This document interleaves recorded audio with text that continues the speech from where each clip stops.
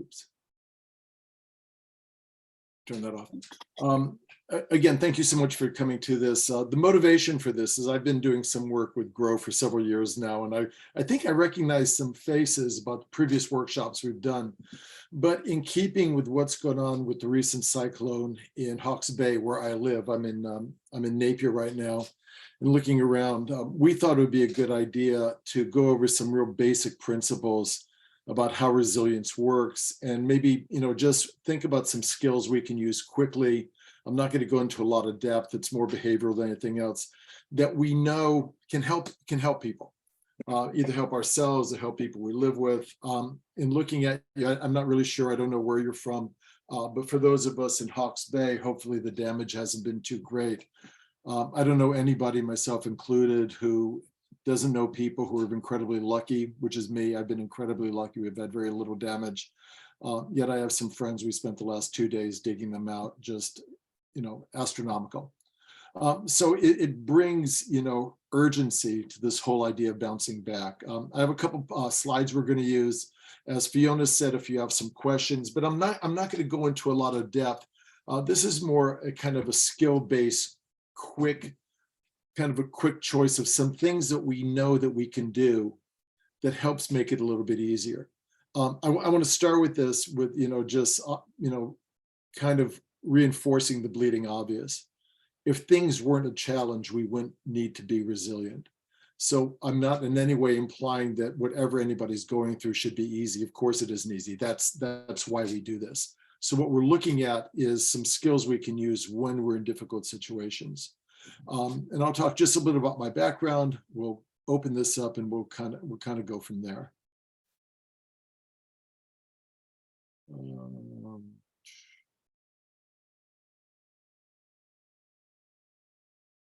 I always have such a hard time sharing the screen. I'm just not very good at this. Okay, Fiona, are we good? Can we all see this? Okay, good. Can everybody see that? If I can see you, nod your heads. Screen. Okay, good. So today what we're looking at is what I think of as applied resilience, 3 skills we can use right now. And in order to start this or to think about this, oops.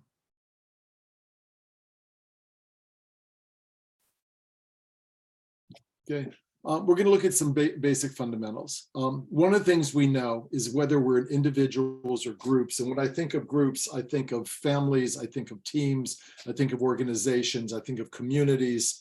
I think of, 2 teenagers going on a date. I think of entire countries. Okay, so whether as individuals or groups, we're going to look at what resilient people seem to do when they need to do it. My background is psychology and also sports psychology. I work with a lot of athletes, but I also work with different groups, and I do a lot of clinical work as well. And the kind of psychology I do, I'll talk about this a little bit, is what we call behavioral psychology. And what that means is that we know what we do affects how we feel. So for example, behavioral psychology. We know, for example, that people that are happy tend to smile more. Okay, we also know, though, that if you smile more, you end up feeling happier. It works both ways. We know, for example, that people that feel confident tend to stand up straight and keep their heads up. And there's a lot of research that supports that. We also know that if you stand up straight and keep your head up, you tend to feel more confident. Okay, so behavioral psychology looks at the things that we know, and we figure out how what we do reinforces how we feel. And then there's a feedback loop for that. When we look at resilience, there's so many definitions. And again, for the people in Hawke's Bay and all of us who've come through COVID a few years ago, and for everybody else, we know the resilience is the ability to bounce back and move forward. We usually think of resilience as the ability to bounce back. You go through something challenging and you come out of it as good as you were when you went in. But that isn't to say that some things take a certain amount of time. Resilience can be you're walking through your house and you stub your toe.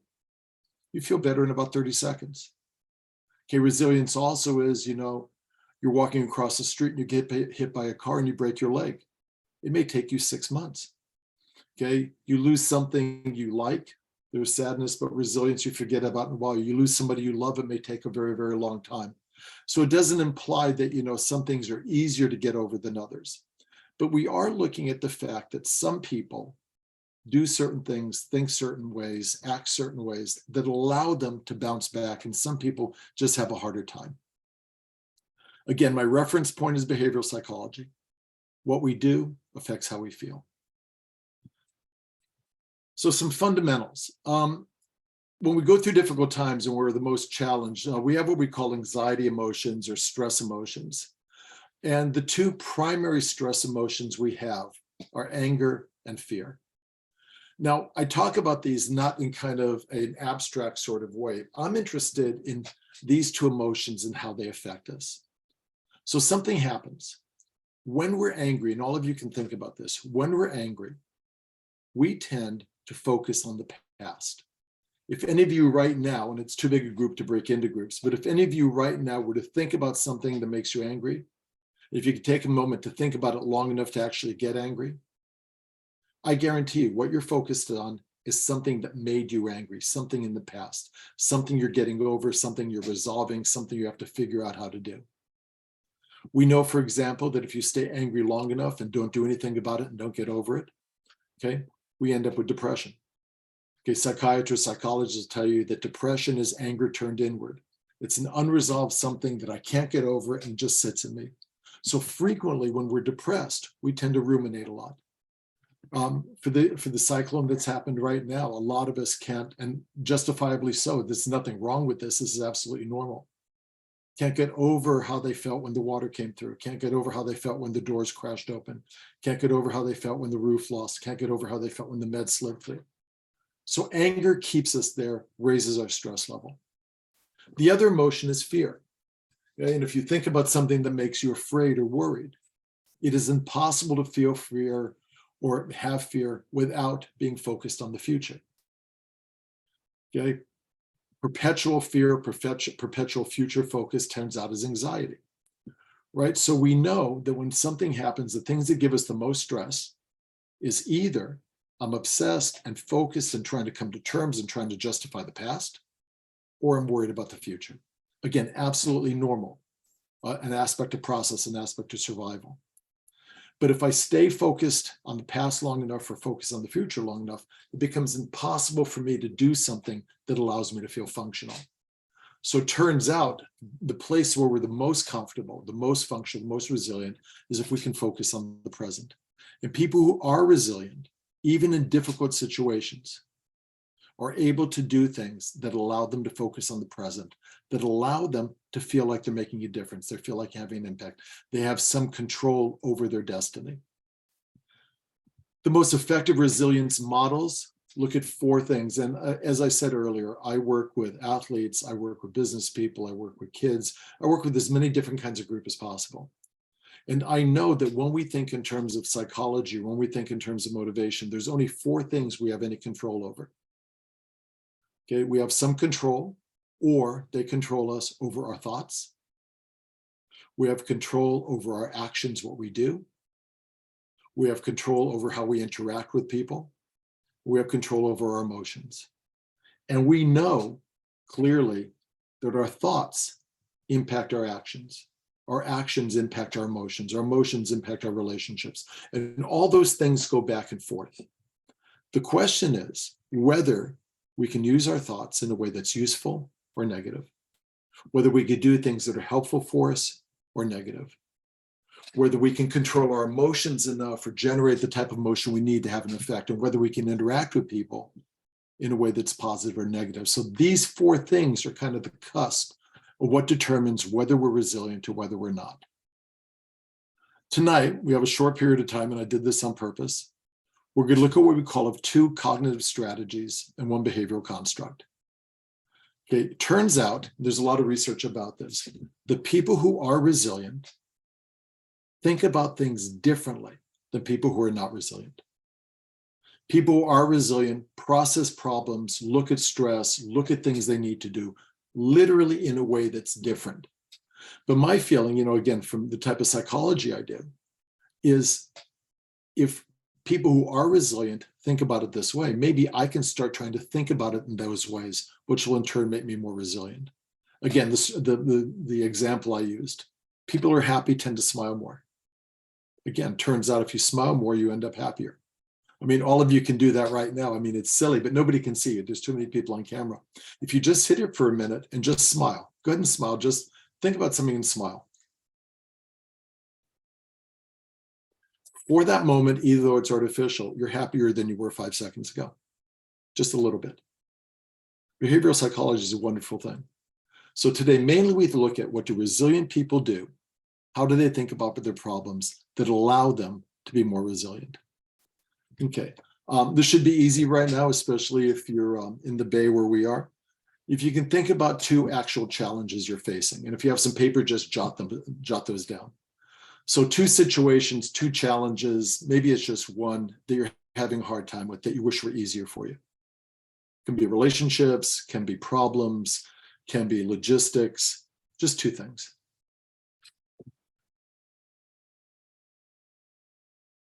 The first strategy we use is what is called the GPS method. And I always think in terms that there's a GPS in our head. Okay, and I use this literally, okay?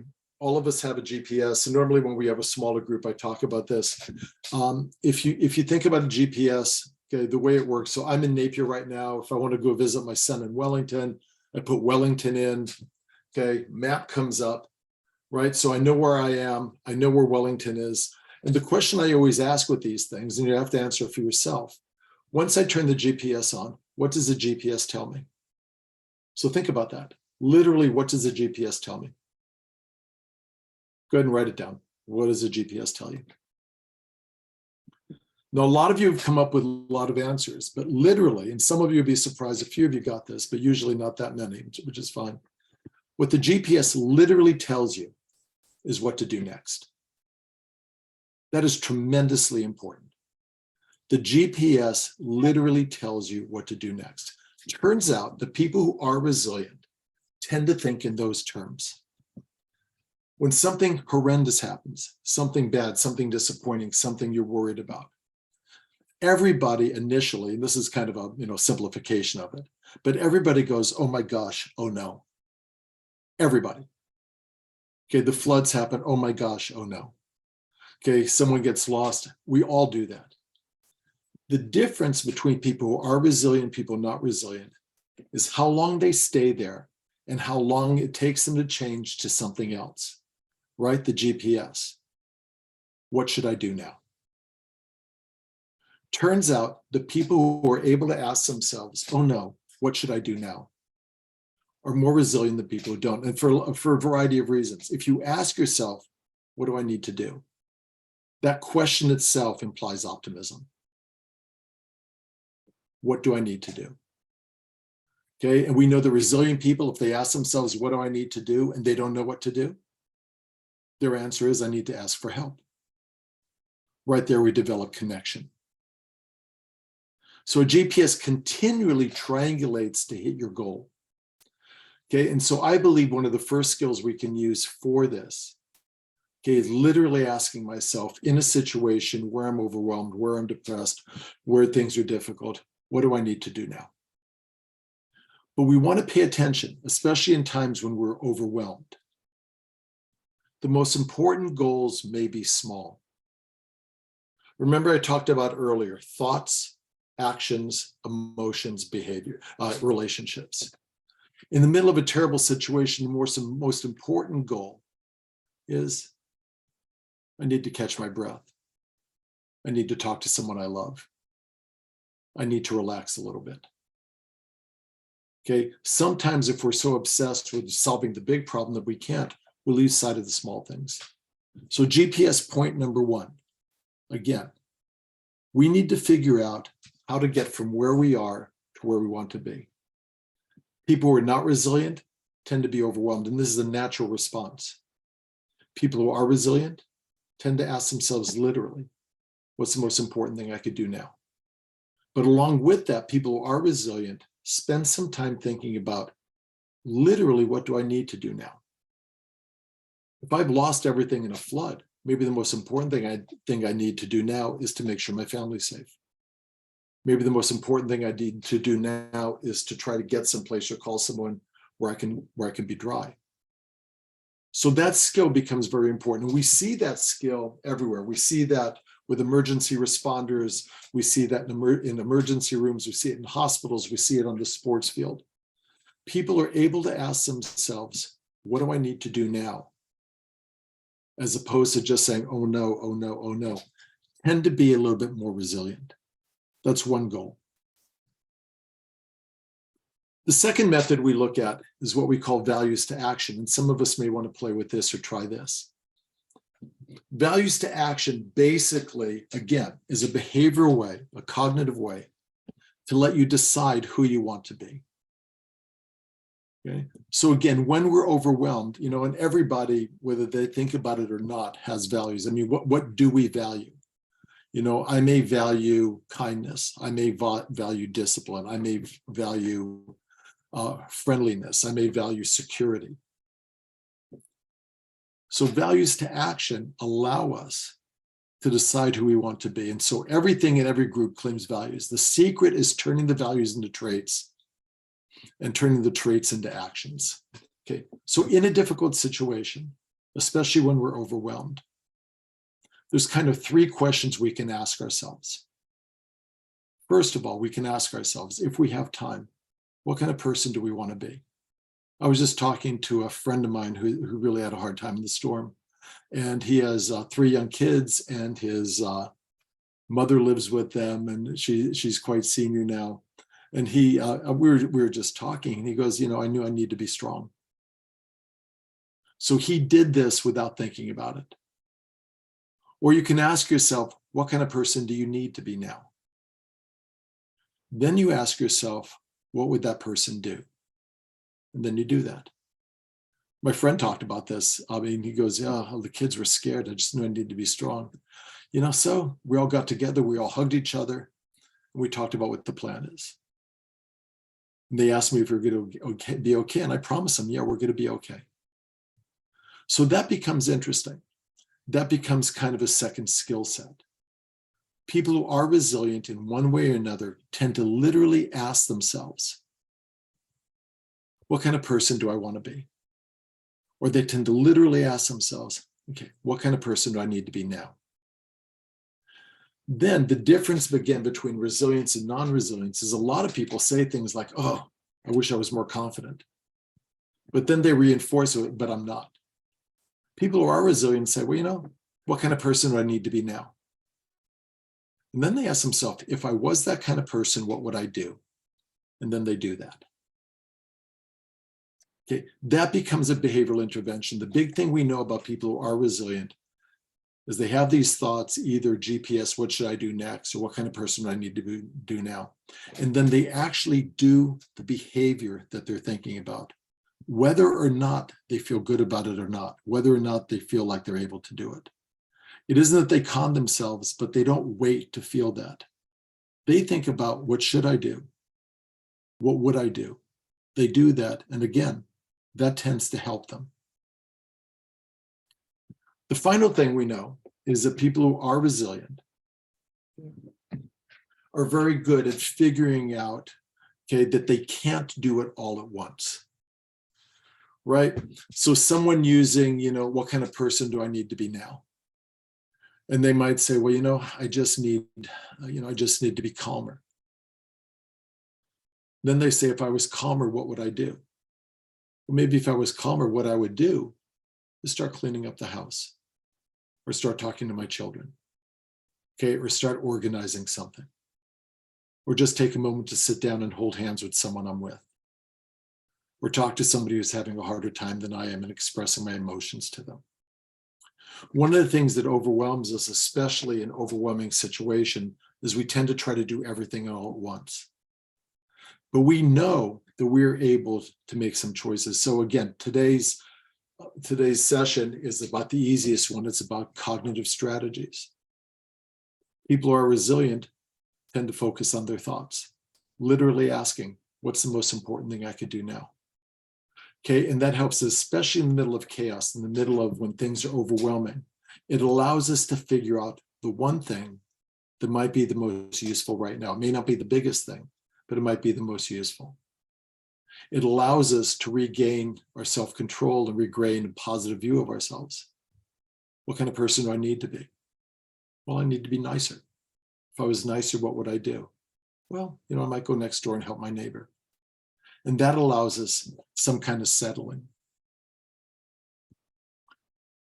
Okay, the behavioral construct we use is known as sport think. And basically it's called sport think because this is what athletes do all the time. If any of you are sport fans, and I only use this not because sport is so important, but because it's a nice way of watching people function in an emergency situation.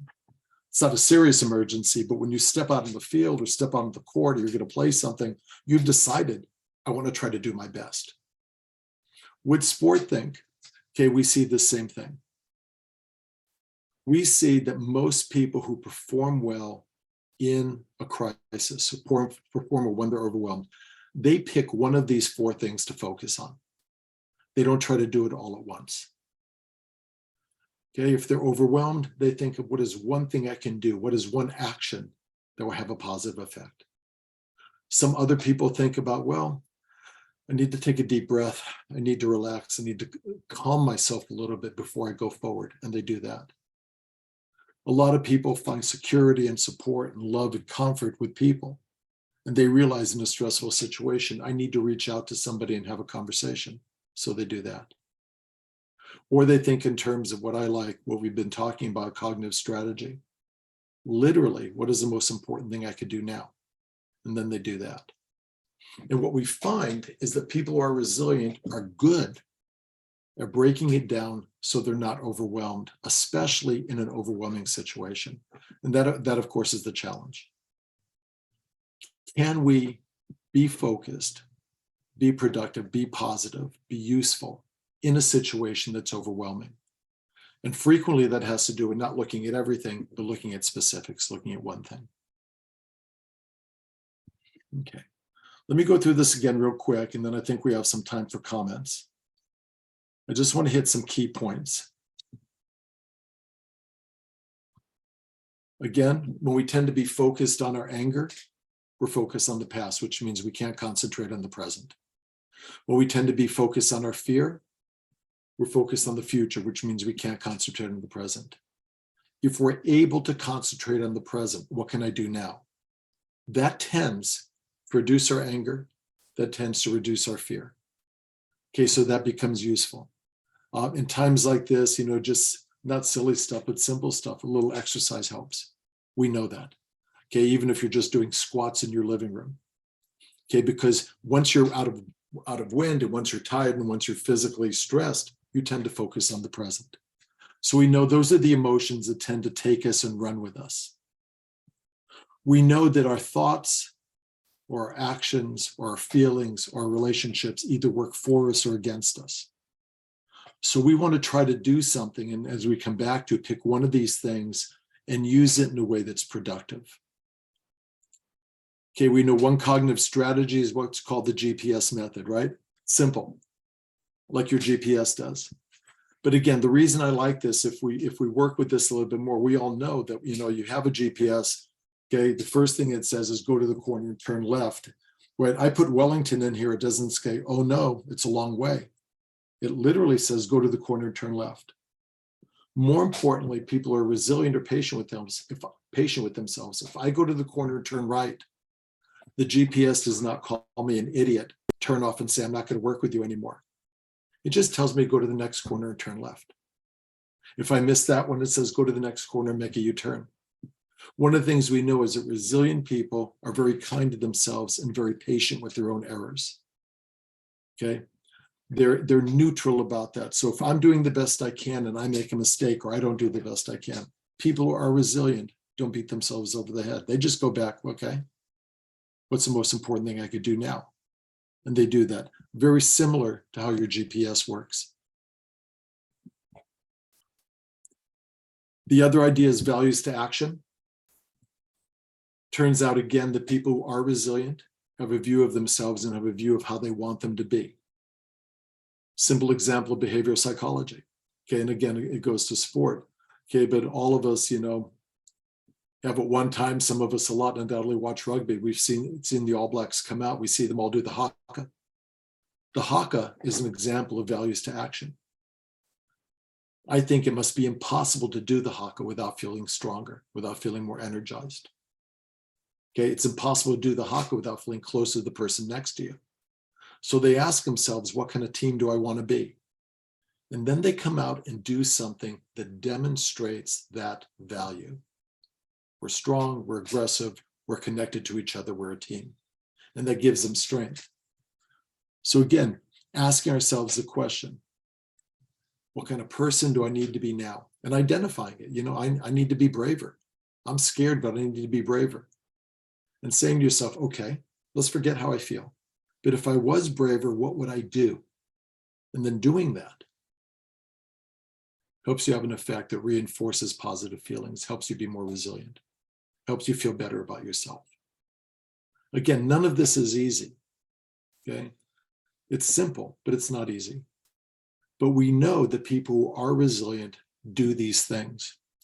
Finally, the final thing is people who are resilient don't try to do it all at once. Turns out that people who are resilient are able to pick one of those things. You know, I need to focus on one thing, or I need to do this behavior, I need to reach out to somebody. And by picking one of those things, they're able to reinforce the other three aspects of how we are. Kind of short today, but I know all of us have a lot to do. Questions, thoughts, ideas, disagreements. I like disagreements.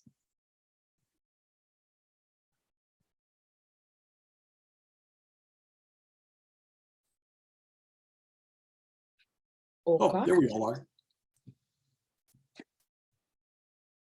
Anybody any ideas about this, thoughts about this?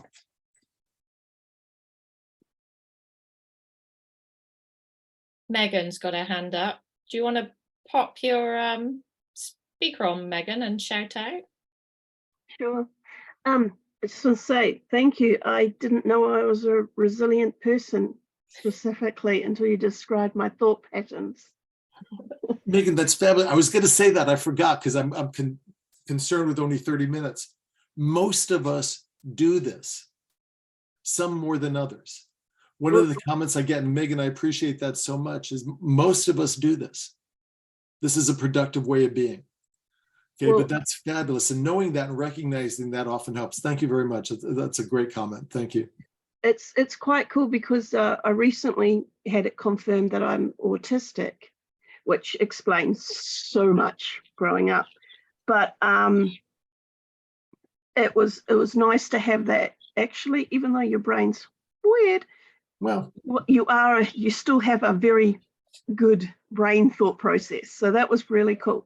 That is cool. That's very, very cool. Thank you very much. Anybody else? Any thoughts, questions, ideas? No sharing.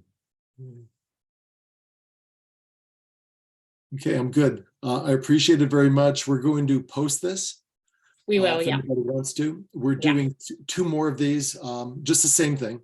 We seem to have maxed out on this one. I really appreciate everybody taking the time to come. I hope something here is useful. And again, off of what Megan said, I'm sure most of you see, wait a minute, I do that often. Okay, the question is, can we do that when we really need to do that? And that requires that little bit of discipline. But everybody, thank you so much. I appreciate it. I'll stay around a little bit longer if anybody wants some questions. But other than that, I know we all have things to do. Thank you, Edmond, and thank you, everybody. Bye-bye. Thank you so much.